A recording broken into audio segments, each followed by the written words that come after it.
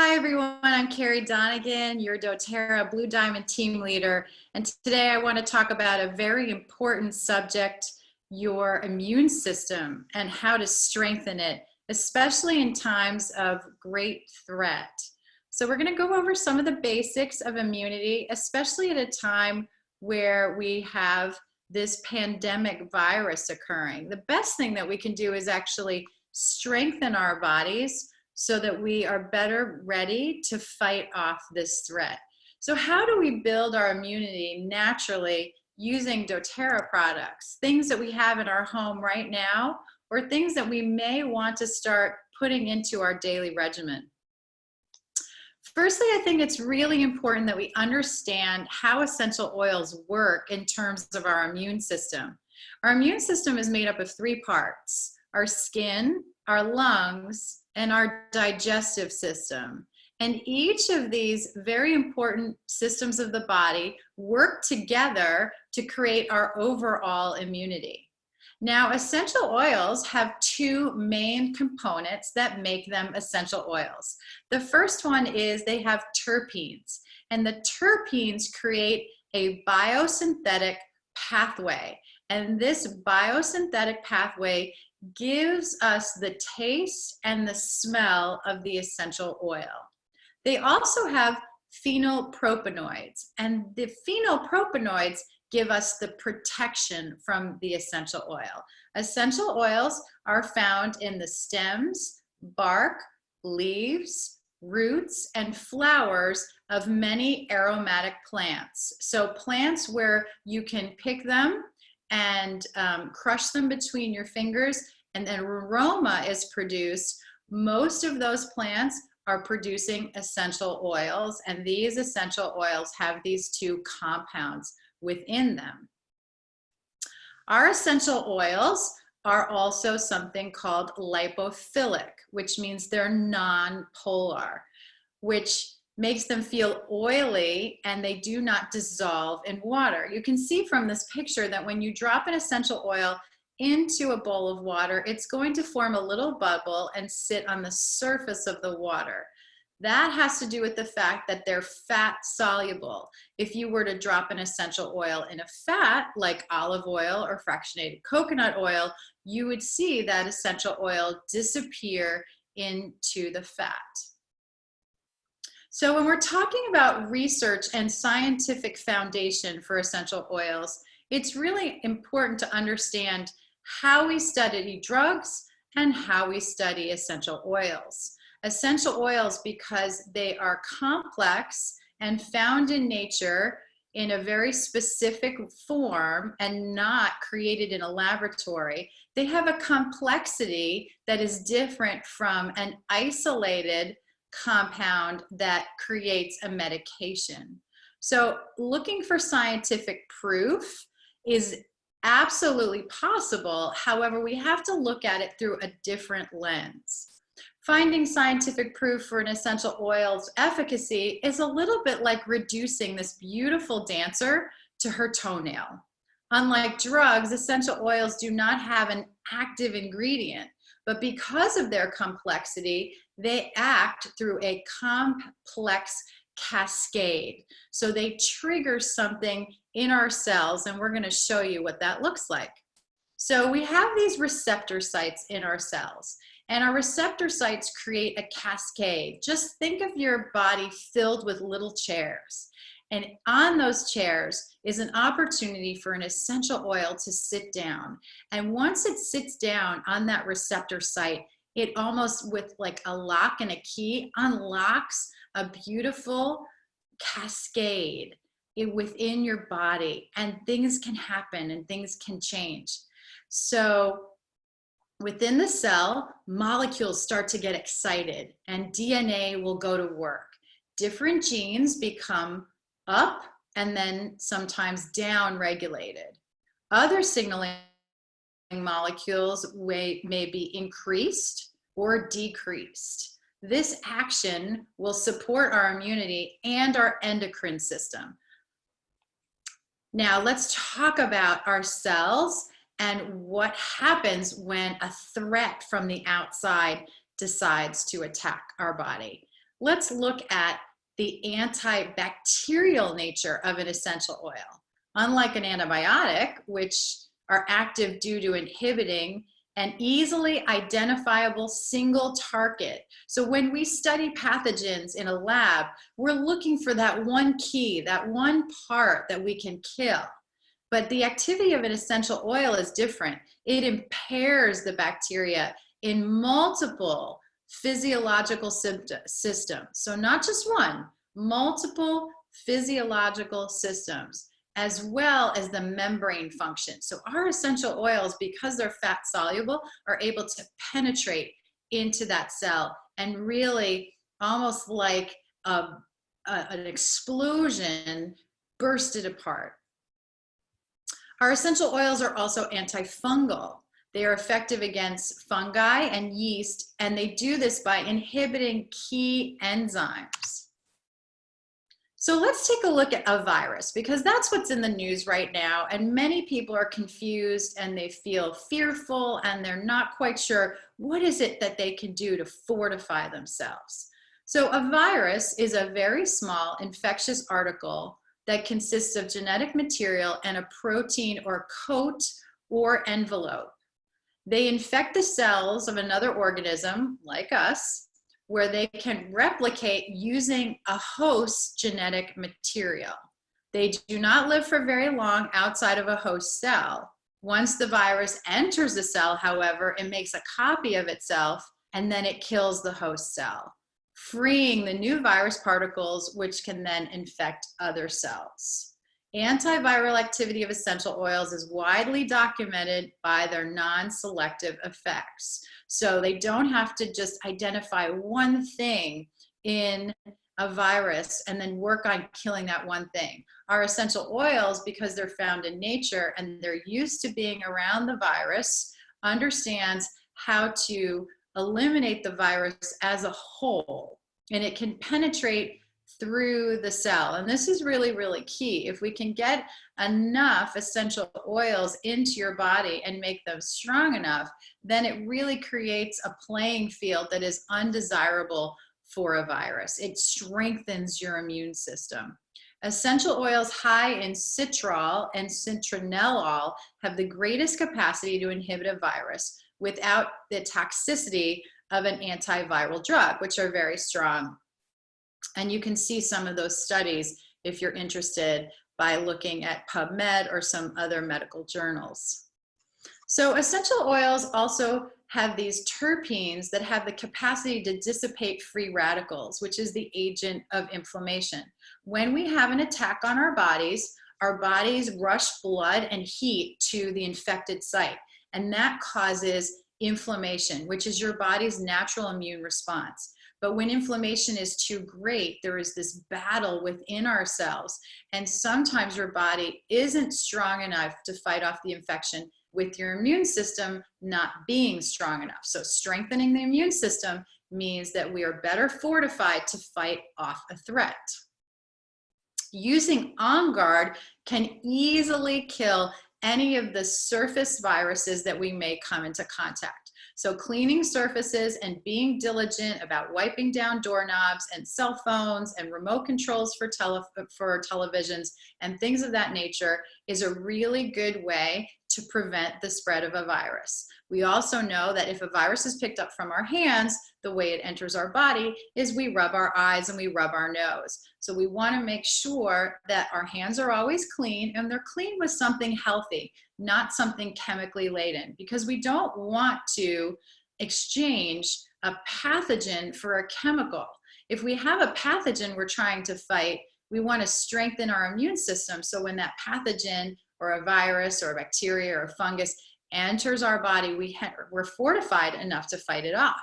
However, if we're surrounding ourselves in a chemical cloud, that in and of itself is also something foreign to our biology, right, to our body.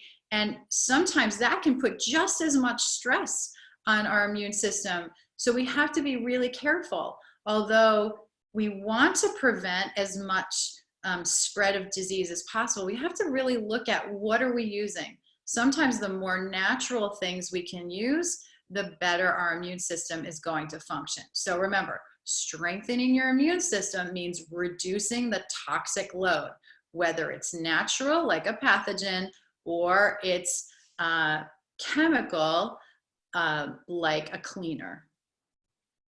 Okay, so what I've done is put together 5 of my favorite oils for this particular immune boosting response.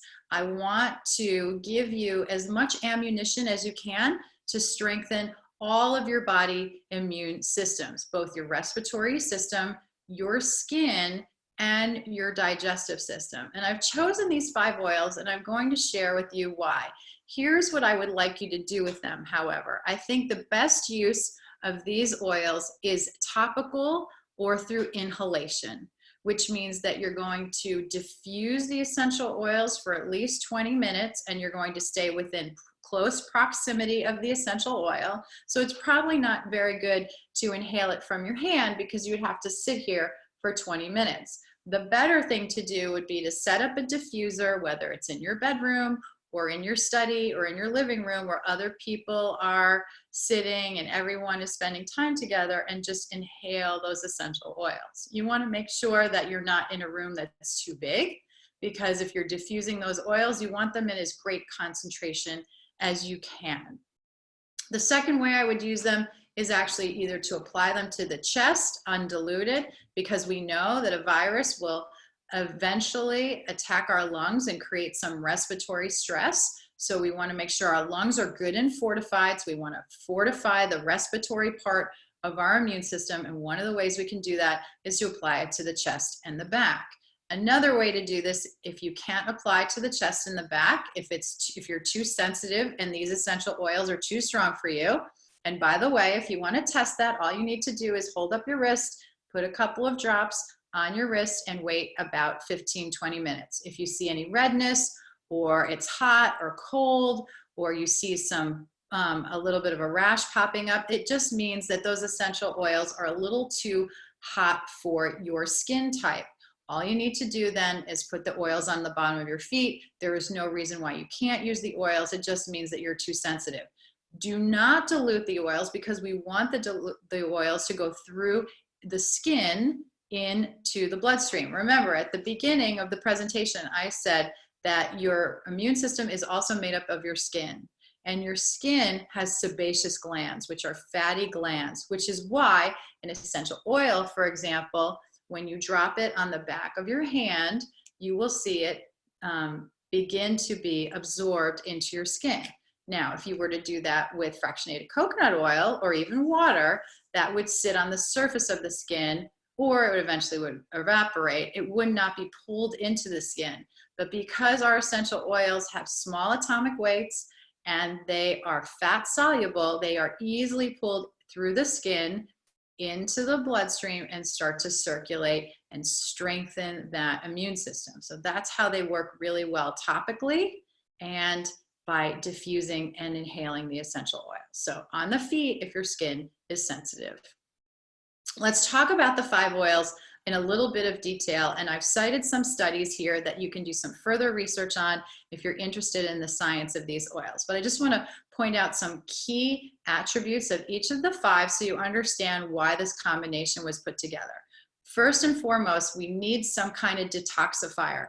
If our immune system is going to be strong, we have to rid our body of things that are hanging out that we don't necessarily want. But this means drinking a lot of water, going out in the sun and converting sunlight and cholesterol to vitamin D, and also using lemon. Now, lemon will do another wonderful thing for your immune system. Lemon oil helps the absorption of 4 key vitamins: A, C, E, and B6. Now, these are all needed to keep your immune system strong. And the lemon oil helps with the uptake of these essential vitamins. So that's really, really important to keep your immune system strong. This is also antiseptic. It's also going to support your kidneys. It's going to support your skin and the release, the sweating of toxins. You want to make sure you're outside, you're walking, you're exercising, you're purging out any of the negative things that are, you know, kind of working on the inside of your body that we want to get rid of. So lemon, great detoxifier, kills candida, strengthens immune system, really good for swollen glands. So again, you could take this blend and rub it on your glands if you feel like you have a sore throat, or you're getting swollen glands, or your sinuses are getting a little bit full. Just be very careful of your eyes, because this is a very strong blend. Now, geranium is my second oil. This one confused a lot of people, but I have to say this is one of my favorite essential oils. If you don't have it, you could substitute it with palmarosa or rose. They have very similar chemistry to them. And we see that this is very easily absorbed into the bloodstream. And when it goes into the bloodstream, it can actually move in and destroy the cell in search of a new host. So that's very, very important. The other thing we know is that it's an antioxidant, and it's also going to keep your nerves from getting too inflamed. It is an antiviral, it's anti-cancer, it's antimicrobial, it's antifungal. So it's a really good fighter. So when we talk about supporting our immune system, this is a really great essential oil to have in our arsenal. Then we're going to move on to a new oil, lemon eucalyptus, which is also known as Eucalyptus citriodora. It comes from Australia. It's a beautiful plant, has a nice lemon fragrance to it. Eucalyptus is well studied for the support of the respiratory system. Remember, I said we had to support our respiration. It was really, really key in the fight to get a very strong immune system put together. It's antiviral, it's antifungal, anti-infectious, it's a good expectorant. So if you want to keep your lungs strong and clear, you want to actually clear out any mucus that might be forming. You want this out of your sinuses so that you can breathe freely. This is very, very good on respiratory infections. And again, it's a very hot oil, so you may want to put this one on your feet if you have sensitive skin. By all means, if you don't have sensitive skin, please put it on your chest and back. It's going to be very, very supportive of your respiratory system. Now, I would personally add Melissa, maybe alternating Melissa and lemon eucalyptus, or using them both. I didn't recommend Melissa originally just because of the price. It's a very expensive essential oil.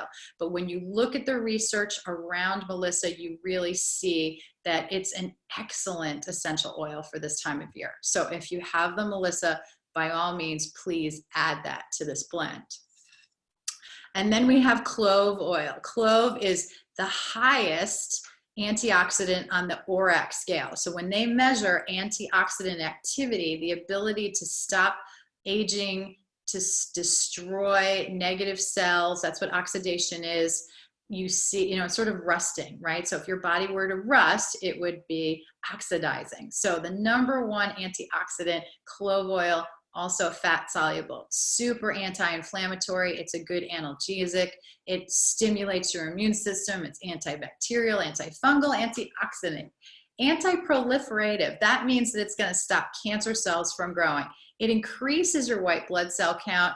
It prevents lipids or fats from oxidizing, and it keeps your red blood cells from just being destroyed prematurely. So that's really, really important. And it's a very good support to your circulatory system. And if we're going to get these essential oils through our bodies so that we have a really strong immune system and we are not attractive to a virus, then we have to make sure that it goes through our circulation really well, and clove oil does an excellent job at doing just that.